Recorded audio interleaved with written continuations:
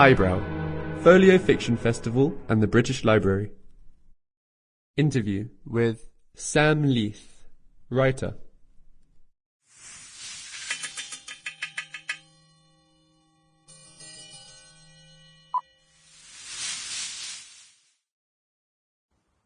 Do novelists, poets and journalists share certain characteristics? I don't know how much there is that's common to every type of writer you'd find. I mean, I suppose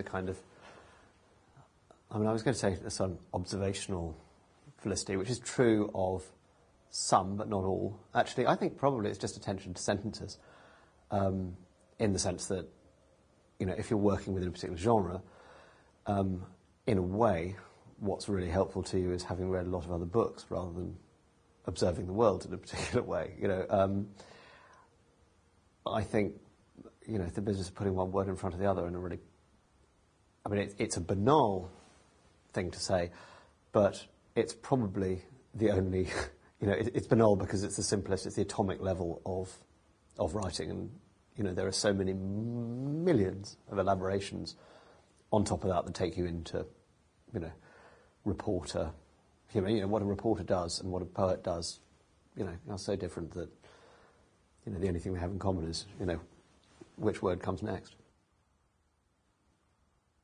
How would the same thought differ between a novelist, a poet, and a journalist?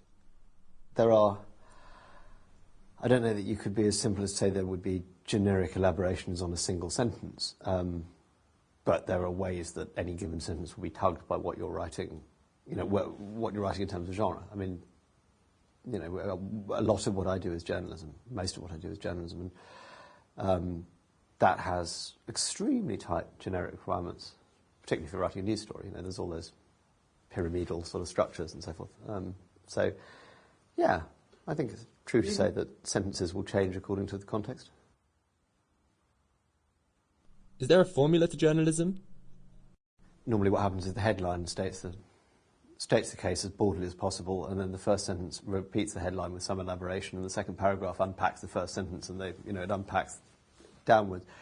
If you're a feature writer or, say, a colour news reporter, you'll have two paragraphs of, you know, present tense evocation with adjectives, followed by essentially the structure of a news story. If you're a feature writer, depending on how first person you are, it'll be much more about tone of voice. I mean, you know, a lot of what I did when I worked for The Telegraph, which was the newspaper I worked for as a staff member for a long time, you know, I found myself being like a colour writer, which is to say that, I mean, you know, my label on my chest saying good with adjectives, you know, you were the adjectives guy. I'll give it to him.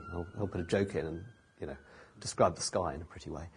I think not all journalism is formulaic, but all of it has just as tight generic requirements, often tighter than, you know, those other disciplines that we think of in terms of genre, like fiction or like poetry, you know. I mean, writing a leader column is as much an exercise in genre as writing a sonnet. At what stage do you realise a novel is great? There is a definite sense of excitement I have as a reader, and I think that doesn't change. In fact, it may even be more exactly channeled when I'm reading, as I do mostly now in my job. You know, I do a lot of book reviewing. I think calling it literary criticism is a slightly kind of highfalutin term of it, because I'm writing middle-brow book reviews for mainstream newspapers. Nevertheless, you're reading critically. You spend a lot of time reading stuff that's not crap and not great.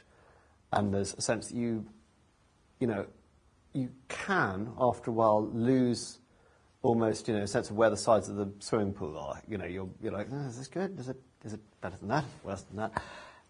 And every now and again, which is enormously helpful, and as it were, kind of palate cleansing, and it gives you a kind of baseline for reference, you hit something that you just know is extraordinary, or for that matter, actually, something that's really terrible. You know, you suddenly go, actually, yeah, this is what getting it wrong looks like, sentence by sentence, or this is somebody that, you know, I remember being really excited years and years ago, actually, reading Annie Proulx's Close Range, her short stories, and I've been reviewing a lot of... Sample complete. Ready to continue?